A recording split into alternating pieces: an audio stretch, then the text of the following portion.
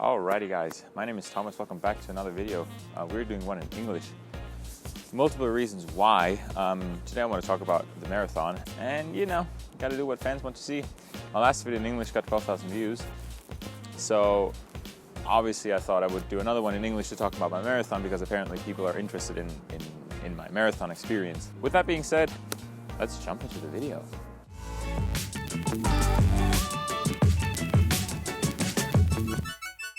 A warm welcome from gorgeous Swiss November weather. So more than a full month later, I finally want to do a video about my experience at the Paris Marathon. In case you missed it, mid-October, I think it was October 17th, I participated in the Paris Marathon. It was my first marathon and I just wanted to give you a little bit of an insight of how the Paris Marathon itself is, how my general marathon experience was, and maybe give along some tips on your marathon training that you can learn from my mistakes.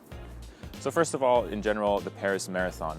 I used this opportunity to go to Paris with two friends of mine and my girlfriend. So we really combined the marathon with a little trip to one of the most beautiful cities in Europe, or at least one of the most beautiful cities I've ever visited. We arrived there 2 days early to, just look at the city. That also gave me enough time to really get settled and prepare in Paris instead of just arriving the evening before, then not sleeping well. So we were there, it was all good, and I could just relax and prepare for the marathon. Other than that, maybe here already first point of criticism. When I was looking for Airbnb, I was looking for one that was going to be close to the starting line, which was close to the Arc de Triomphe. That was really good on race day. The only issue was that all your material, for example, the little paper that you attach to your t-shirt, you had to find that all across town from the Arc de Triomphe. I was really on the other side of Paris. So to get there, it was just like the first day when we arrived in Paris, I just wanted to get all my stuff, so I was ready for race day. So we had to go all the way through Paris, and down there there's not really much to see, so it's just kind of an unnecessary trip to the other side of Paris. But other than that, the preparation was really nice. I got a lot of emails from the organizers telling me where I should be at what time. That was all really smooth. Then to come to the race day, I signed up, I think, for the 3.5 hour time slot. So I had to be there pretty early, I think by 8:30-ish, 9-ish. Obviously, as I was in Paris with my friends, we also wanted to enjoy Paris a bit, so I didn't really go to bed that early. But so I got up and took the metro to go there, just with food. I mean, it was a Sunday, so finding food, I just went to a bakery and got a baguette. Stereotypical. And then I got there, it was a short tram ride or metro ride, and the start was good. You just had to find where to put all your belongings.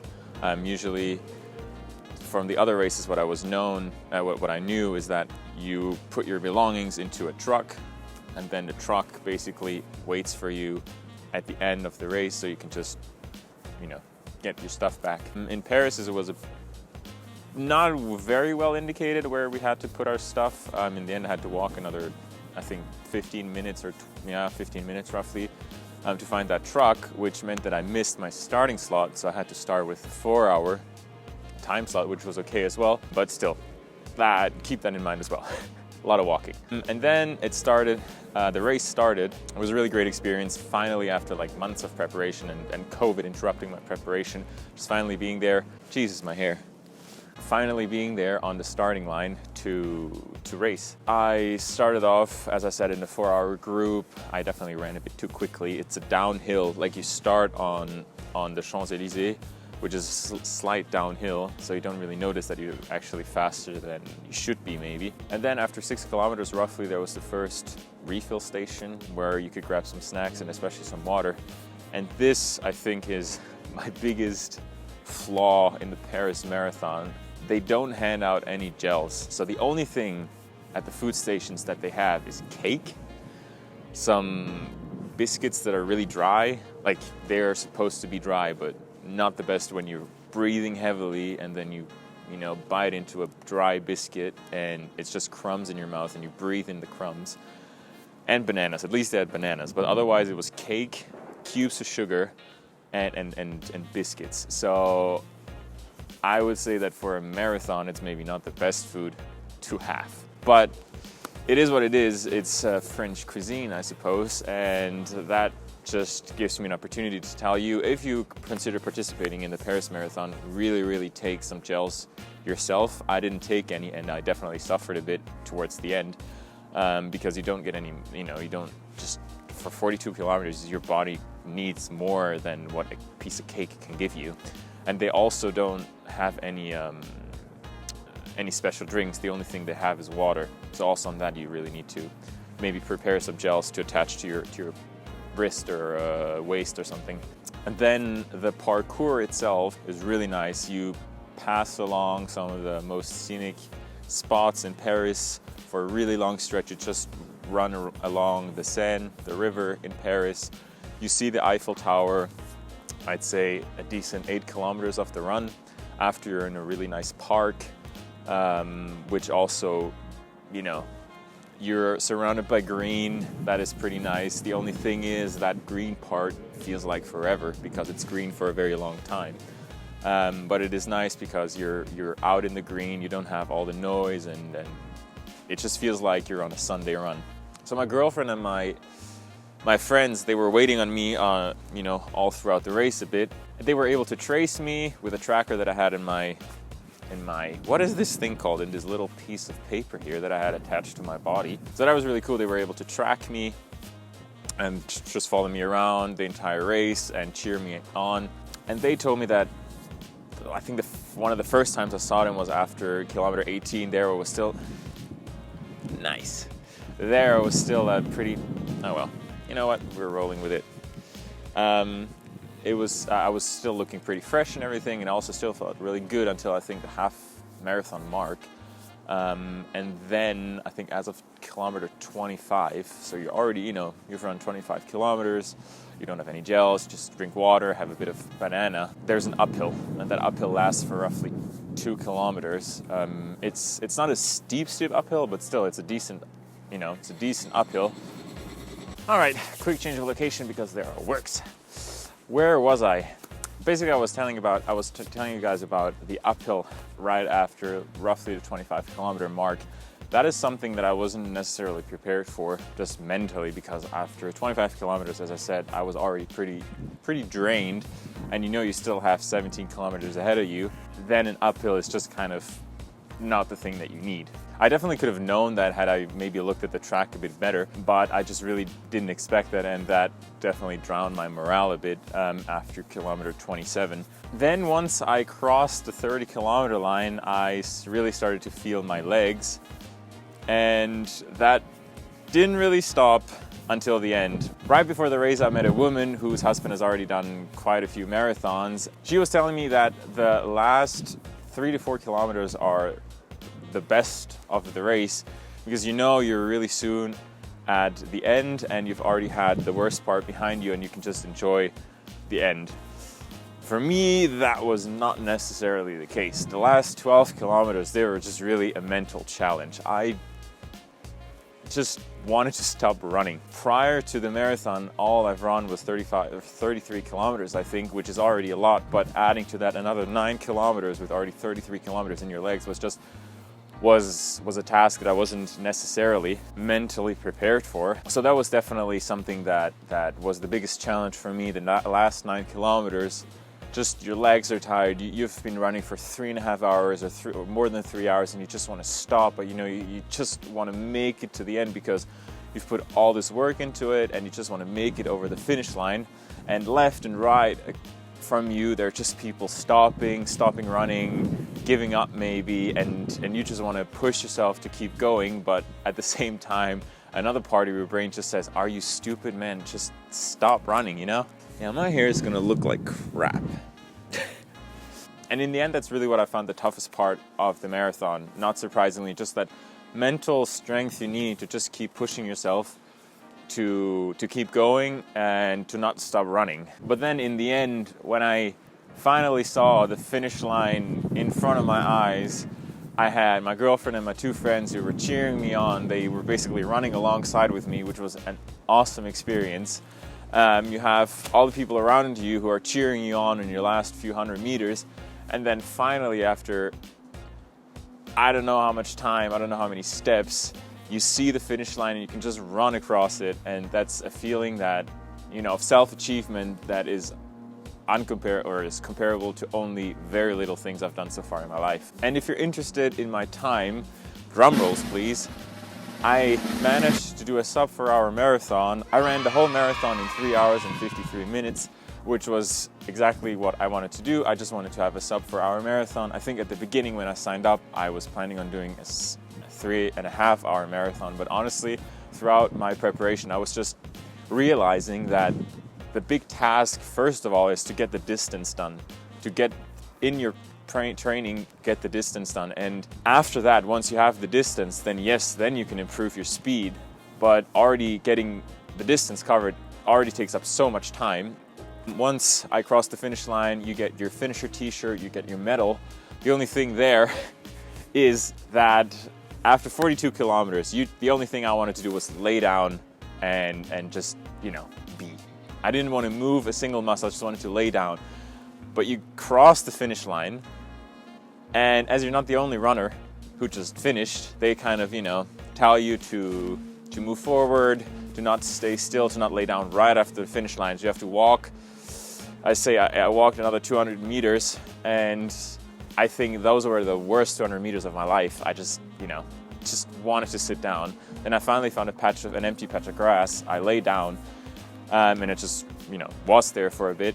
But then I knew I was meeting up with my girlfriend and my 2 friends.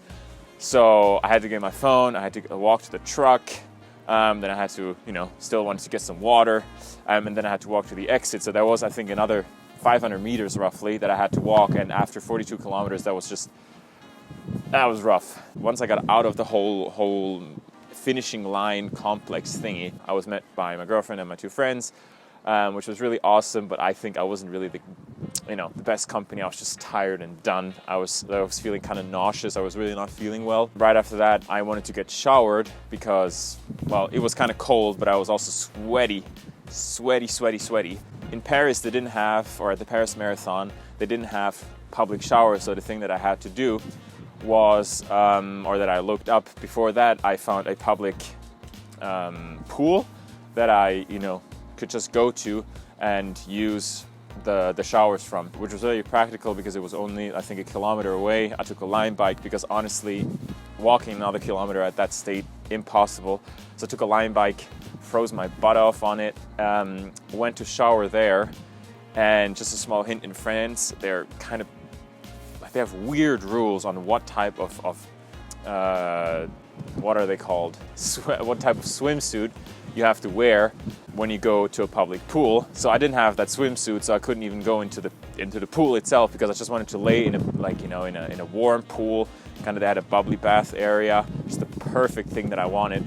But I didn't have a tight swim, basically they want Speedos. I don't have that. So the only thing I could do was use the shower, and it was free, so that was awesome. And then after that, I met up again with my girlfriend and my 2 friends. We wanted to grab a lunch, but the only thing I wanted was to not just sleep, I think. I was really still feeling very nauseous. My entire body was aching. The weird thing was that in Paris on a Sunday, weirdly enough, a lot of restaurants were closed, so we had to find a bit, or we had to look a bit before we found a restaurant. I wasn't really too much in the mood to eat. We took mine in the end to go. And then after that, we had an 8-hour car ride back from Paris to Neuchâtel. So that was also something. After, 4 hours, almost 4 hours of running, sitting again 8 hours in a car. But it was really fun. Honestly, at that point, I was already feeling a lot better. I was able to eat at that point. I wasn't feeling nauseous anymore. It was just a cool road trip back. So overall, my experience in Paris was very positive. Just from the location, from the scenery, I would definitely recommend the marathon. In general, the track is really flat, except that uphill after 25 kilometers. So if you want to do it as well, just already prepare yourself mentally that that's going to come at one point. There are a lot of people in the streets cheering you on, which obviously motivates you as well to keep running a bit faster than you usually would. The organization prior to The marathon is really great as well. Everything went smoothly. The big point that I would criticize about the marathon is the nutrition alongside the race, because for a marathon, I don't think cake and water are really the things that a runner needs. Other than that, I think it was a great marathon. It is a great beginner marathon. There are a lot of people who are also doing the marathon for the first time. So you kind of can, before the run, you can chat with other people, talk to them about their preparation experience, about their fears, about, you know, just stuff that a first-time runner talks about, I guess. And a question that a lot of people have been asking me since Paris is, would you run another marathon? Well, I don't know, to be honest. I really don't know. I think that the distance is tremendous, is really 42 kilometers is a long distance. So far, the only distances I've run was half marathons, and those I found really, for me personally, to be the perfect distance. Also with the preparation, I think I just struggle to put school, friends, work, and training and other hobbies, you know, all under the same hat, because when you have to run 30 kilometers in a day, you kind of have to adapt your whole day, because you need to eat 2 hours before you run so that your body can use, you know, the carbs that you just ate in the best way or in the most efficient way. So just the whole preparation I found very time consuming. I might make another video about that, but in any case, I don't know if I would run another marathon. It was also, I'm not gonna lie, it was a great experience mentally. It was a big challenge, but it remains a big challenge. It was draining. It was really tough. It's definitely the toughest things that I've done so far in my life, and I just don't think that marathon distances maybe for me. I think half marathons and 10Ks are what I prefer. But yeah, as I said, it was a great experience. If you want to do it, go ahead and do it. Go on my website, check out my training plan. I really try to follow it as closely as possible. It made me run the marathon without, you know, ever having to really stop. A lot of people around me, they had to walk for you know, hundreds of meters to recuperate a bit. For me, following the training plan, I was really able to just run the marathon and finish it. So if you want to run a marathon yourself, go ahead and do it. It is an experience of a lifetime for sure. It is tough, it is long, but it is, as I said, an experience of a lifetime. And to come back to old habits, if you like this video, don't forget to smash the like button, subscribe, and I hope to see you next time.